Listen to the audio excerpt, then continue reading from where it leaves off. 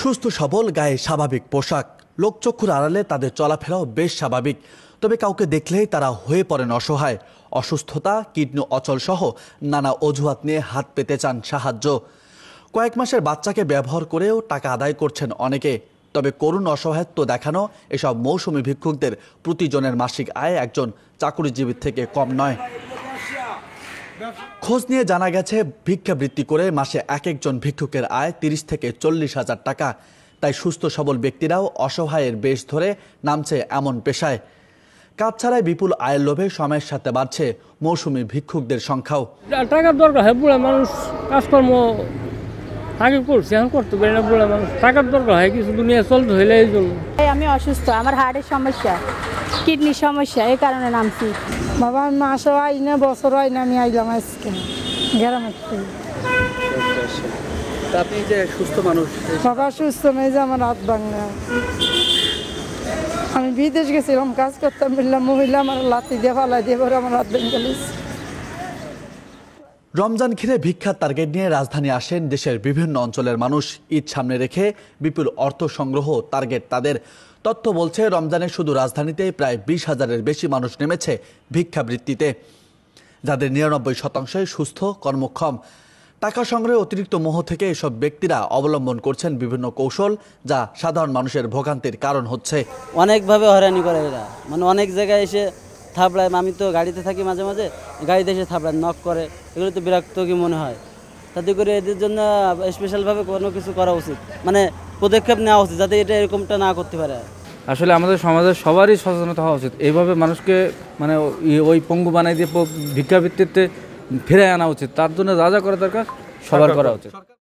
এদিকে বিনা পরিশ্রমে আয়ের চক্রে পুনর্বাসন কিংবা স্থায়ী স্বাবলম্বী কোনোটাতে আগ্রহী নয় তারা।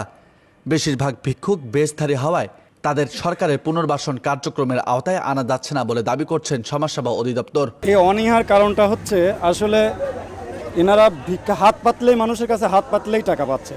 এখন দেখেন, ঢাকা শহরে মানুষ ভিক্ষা দেয় 5 টাকার নিচে বা 10 টাকার নিচে কেউ টাকা দেয় না। কিন্তু এখন এটা একটা পেশা হয়ে গেছে, এই ভিক্ষুকদের এই টাকাটা পেয়ে পেশা হয়ে গেছে।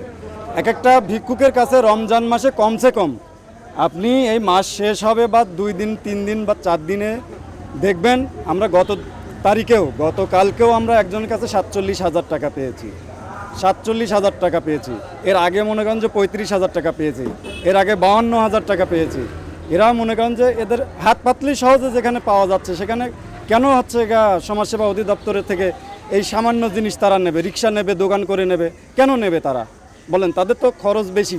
এখন তারা বলে যে তাদের খরচ বেশি, যার জন্য মনে করেন যে এই ইসের জন্য ওনারা আর এগুলো নিতে চাচ্ছে না।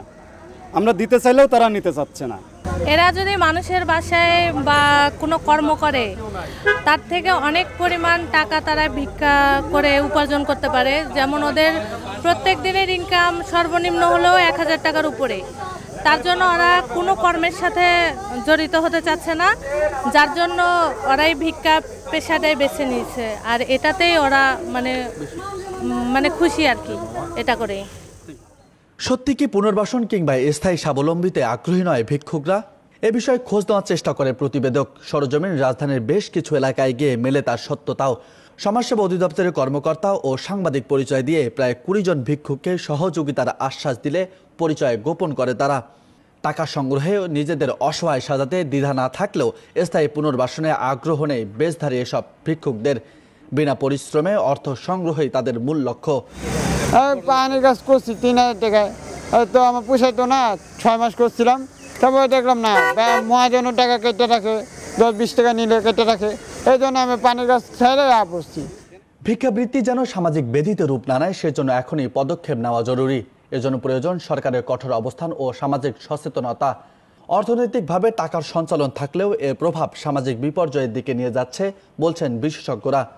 এটা অবশ্যই সমাজের জন্য ভালো না।